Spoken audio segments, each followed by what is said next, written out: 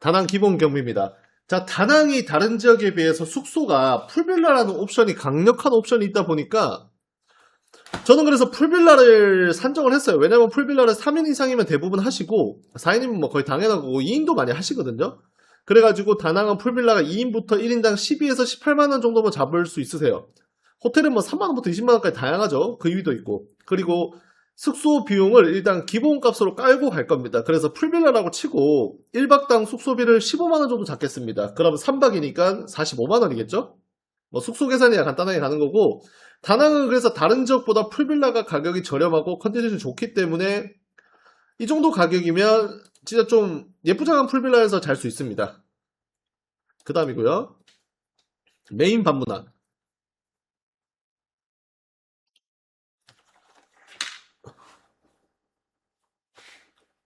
보통 저 돈이 나오죠. 그러니까 5박에 200이시면 하룻밤에 40짜리인데 6명, 4명이고 저 돈 비슷비슷합니다. 싸게 좀 잡으신 것 같아요. 자, 메인 반문화는 2인 기준으로 주대 나가요까지 포함한 금액이 한국 돈으로 33만원 정도라고 제가 지난번 방송에서 말씀드렸어요.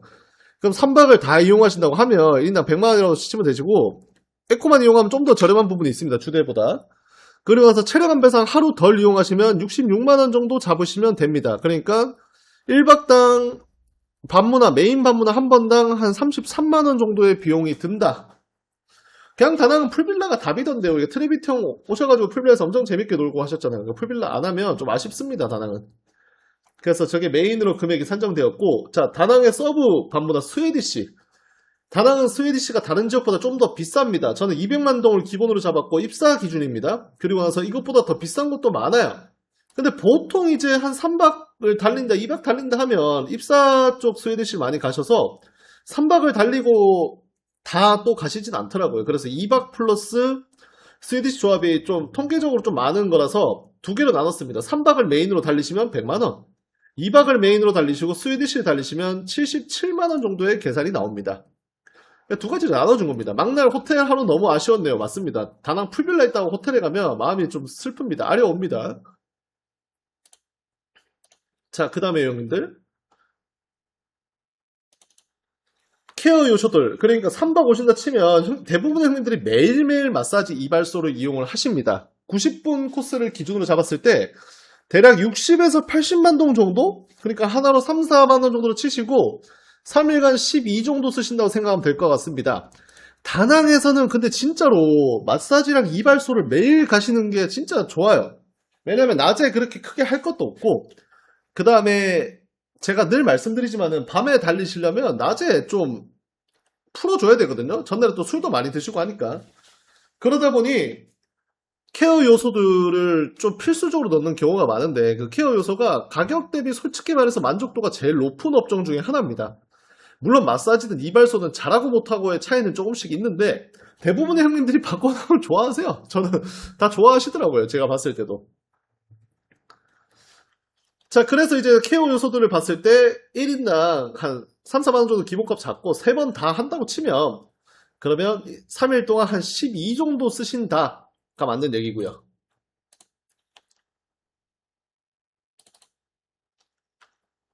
자, 그 외에 식비인데 1인당 하루에 10만원 이상 쓸 일은 잘 없긴 합니다. 근데도 1인당 10만원 정도를 잡았고, 왜냐하면 다낭에 또 해산물 같은 게 엄청 싸거든요. 가격 대비, 퀄리티 대비해서.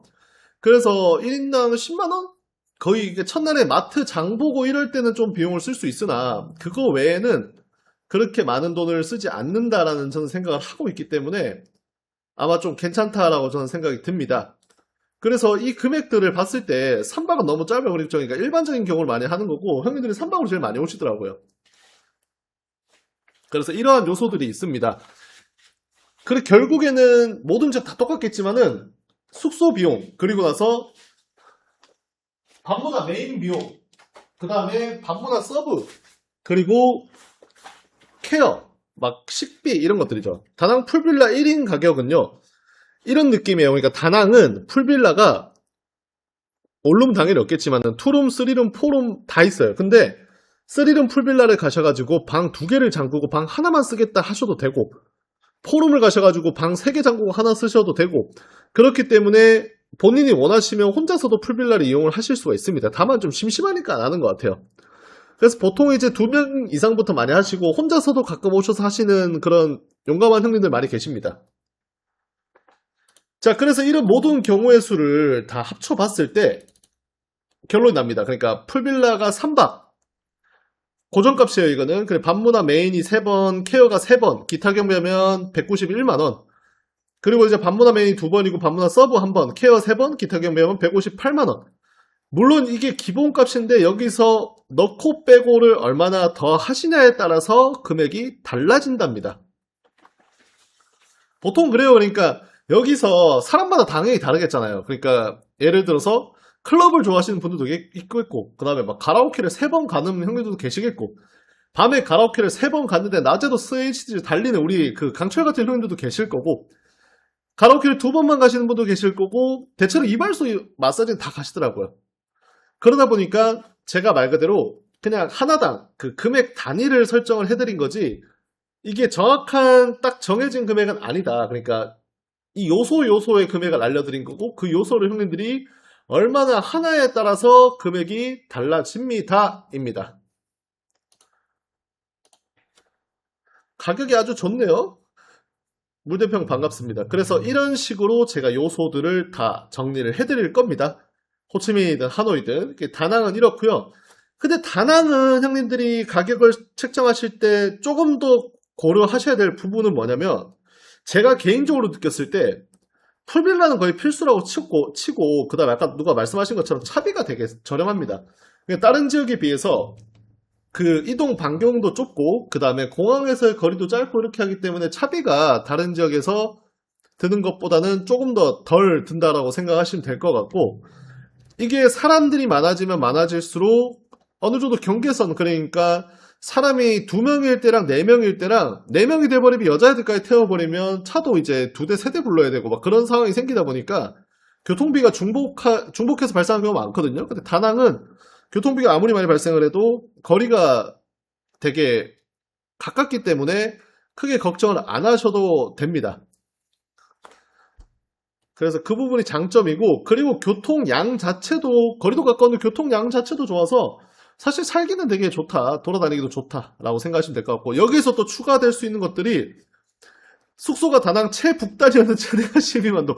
최북단이라는 표현이 좀 재밌는 표현이긴 한데, 진짜 다낭은 저기 최북단에 있는 곳에 가도 진짜 막 한 20분이면 가요, 진짜로. 그래서 풀빌라의 위치를 자꾸 형님들이 시내에 있는 곳 찾는 분들 많은데 의미가 없습니다. 풀빌라 시내는. 풀빌라가 호이안에만 없으시면 돼요. 호이안은 풀빌라가 좀 사고긴 하거든요. 이동할 때는. 여자애들도 막 차비도 달라 그러고 찡찡거려요. 막 가기 싫다 그러고. 근데 다낭시에 있는 거면 어디든지 상관이 없습니다, 형님들. 전혀 신경 안 써도 됩니다. 그래서 다낭 예산은 이런 식으로 책정을 하시면 될 것 같습니다.